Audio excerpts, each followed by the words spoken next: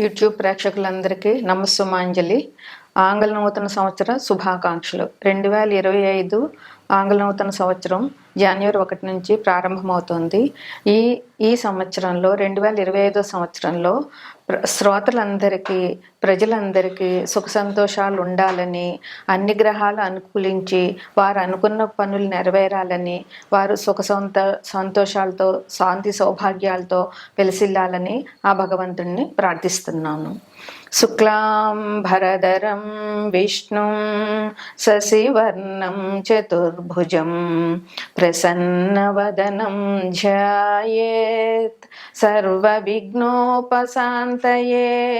అగజా ఆనన పద్మార్కం గజాననమహర్నిశం అనేకదంతం భక్తానాం ఏకదంతముపాస్మహే.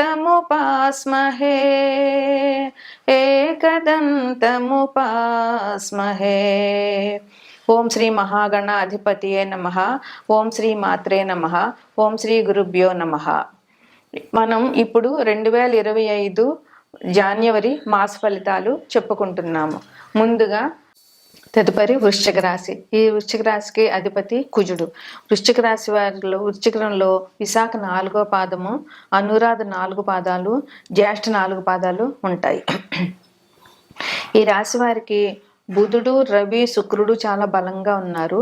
కుజుడు కొంచెం ఇబ్బంది పెడతాడు. అయినా కుజుడు ఈ రాశ్యాధిపతే కనుక కుజుడు వల్ల వచ్చే ఇబ్బందులు అంతగా పెద్దగా పట్టించుకోవాల్సిన అవసరం లేదు. ఈ రాశి వారికి ఈ మాసం చాలా బాగుంటుందని చెప్పవచ్చు. కుటుంబ విషయంలో వీరు అన్నదమ్ముల్ని, అక్క చెల్లెల్ని కలుస్తారు. పండుగ ఈ మకర సంక్రమణ వృశ్చిక రాశిలో ముఖ్యంగా వృశ్చికంలోనే బుధుడు స్థితి పొందిన్నాడు. ఈయన వృశ్చికం నుంచి ధనుసులోకి మారుతారు ఈ నెల 4-5 తారీఖుల్లో. అట్లాగే రవి ధనుసు రాశిలో ఉన్నారు. ఈ రవి జనవరి 14న ధనుసు నుంచి మకరంలోకి ప్రవేశిస్తారు. దీన్నే సంక్రమణం అంటారు.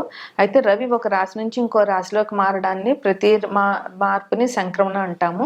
అయితే మకర రాశిలోకి ప్రవేశించడమే మకర సంక్రమణంగా, పెద్ద పండుగగా దీన్ని సెలబ్రేట్ చేసుకుంటాము. శుక్రశనులు 4వ ఇంట్లో ఉన్నారు.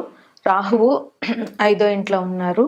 గురువు 7వ ఇంట్లో అంటే వృషభంలో ఉన్నారు. కుజుడు 9వ ఇంట్లో అంటే కర్కాటకంలో ఉన్నారు. కేతువు 11వ ఇంట్లో అంటే కన్యలో స్థితి పొంది ఉన్నారు.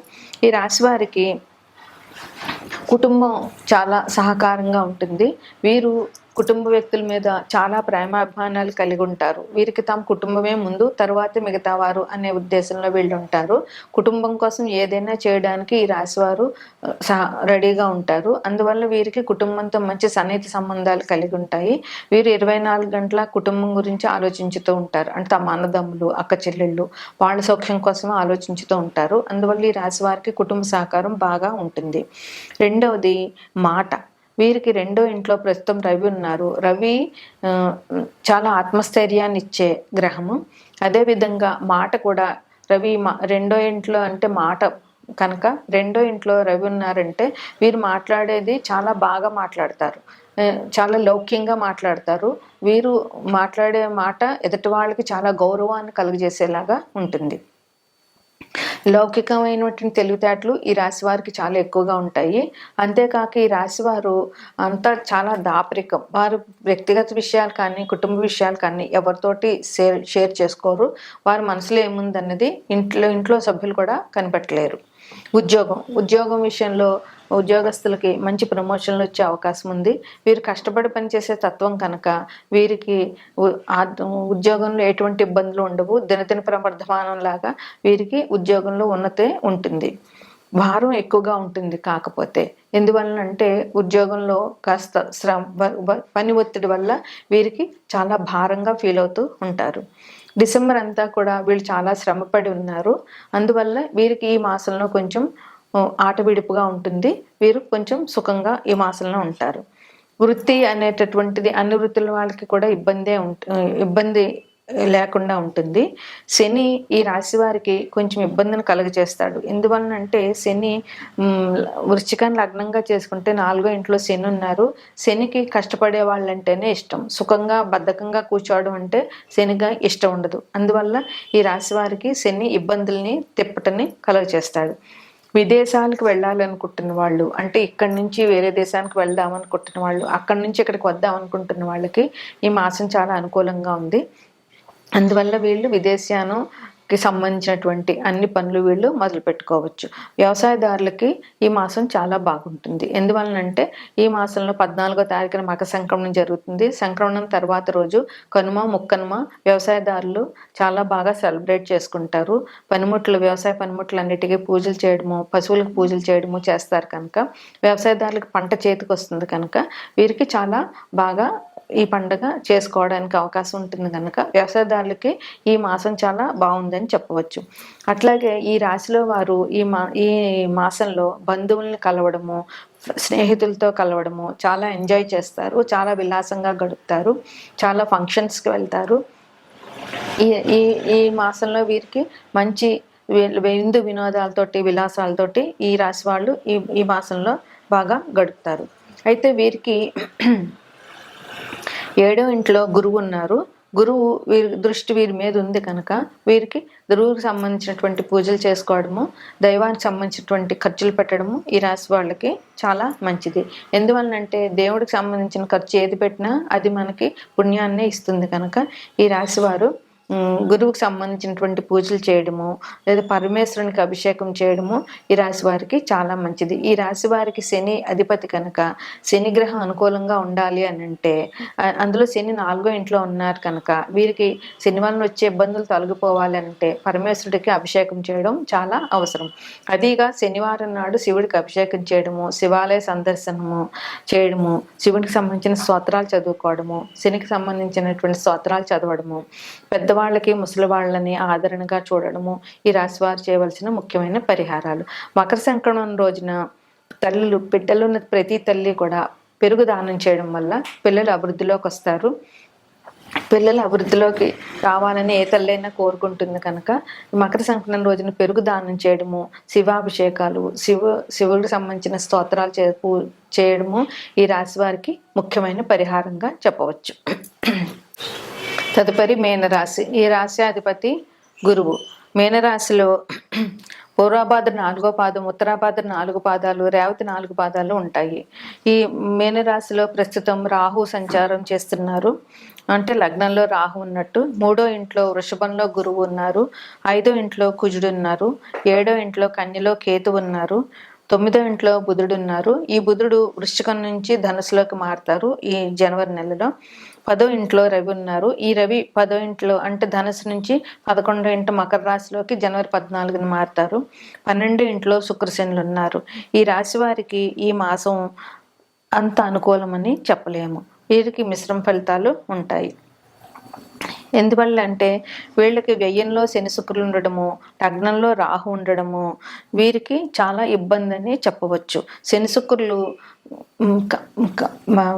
మంచి గ్రహాలైతే పర్వాలేదు, కానీ జన్మ జాతకంలో శని శుక్రులు కనుక మంచి స్థానంలో లేకపోతే ఈ రాశి వారికి ఇబ్బంది తప్పదు. ఎలాగైనా 12వ ఇంట్లో శని శుక్రులు అంటే అది వ్యయానికి సంబంధించినటువంటి ఇల్లు కనుక శని శుక్రుల వల్ల ఈ రాశి వాళ్ళకి కొంచెం ఇబ్బందులు ఉంటాయి. శుక్రుడు విలాసాలకు కారకుడు, శని అనారోగ్యాన్ని కూడా ఇస్తారు కనుక వీరు అతిగా ఏదైనా చేయడం వల్ల వీళ్ళకి అనారోగ్యాలు వచ్చే అవకాశాలు ఉన్నాయి. వ్యయం అంటే ఖర్చు కనుక వీరు చాలా జాగ్రత్తగా ఉండవలసిన అవసరం ఉంది. శని శుక్రులకి తగిన పరిహారాలు చేసుకోవడం కూడా ఈ రాశి వారికి సూచించేటటువంటి ముఖ్యమైన పరిహారం. అంతేకాకుండా మీనరాశి వారికి ఏళ్ళనాటి శని కూడా జరుగుతున్నది కనుక శనికి సంబంధించినటువంటి జాగ్రత్తలు తీసుకోవడం, శని గ్రహానికి పరిహారాలు చేయడము ఈ రాశి వారికి చేయవలసిన ముఖ్యమైన పరిహారంగా చెప్పబడుతుంది. ఉద్యోగస్తులకి మిశ్రమ ఫలితాలు ఉంటాయి.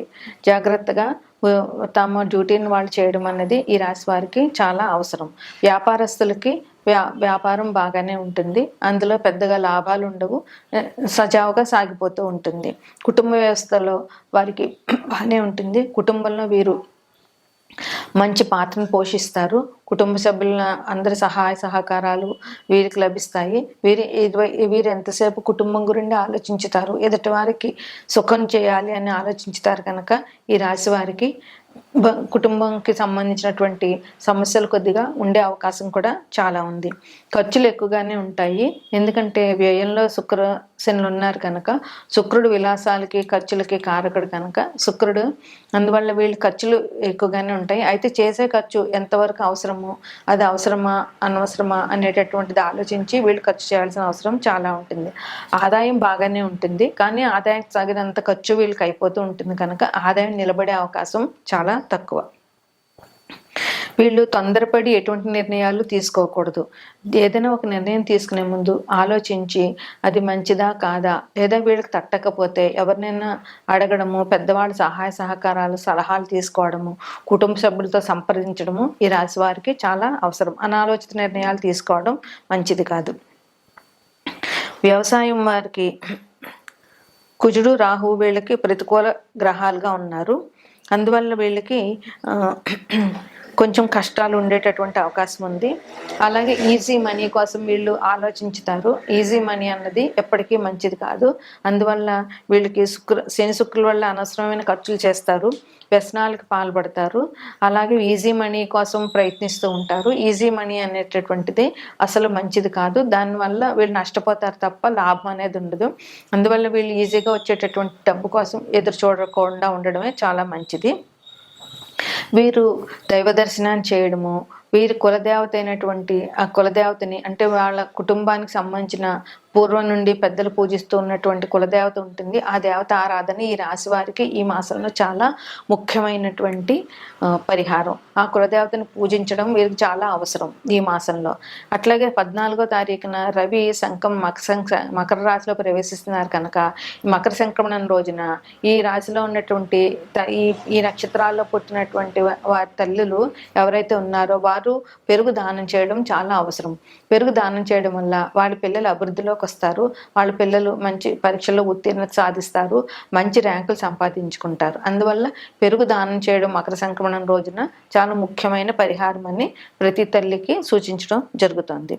అట్లాగే వీళ్ళు రాహువు లగ్నంలో ఉన్నాడు కనుక రాహు అనుకూలత కోసం మినుములు దానం చేయడము, అదే కుజుడు అనుకూలంగా ఉండడం కోసం సుబ్రహ్మణ్యేశ్వరుడి ఆరాధన, జంటనాగులకి పాలతో అభిషేకం చేయడము, సుబ్రహ్మణ్య కథావలంబ స్తోత్రం పారాయణ చేయడము, అట్లాగే సుబ్రహ్మణ్యేశ్వర స్వామి గుడికి వెళ్ళి సుబ్రహ్మణ్యేశ్వరుడిని దర్శించుకోవడము, ఇట్లాంటివి ఈ రాశి వారికి చాలా ముఖ్యమైన పరిహారాలు.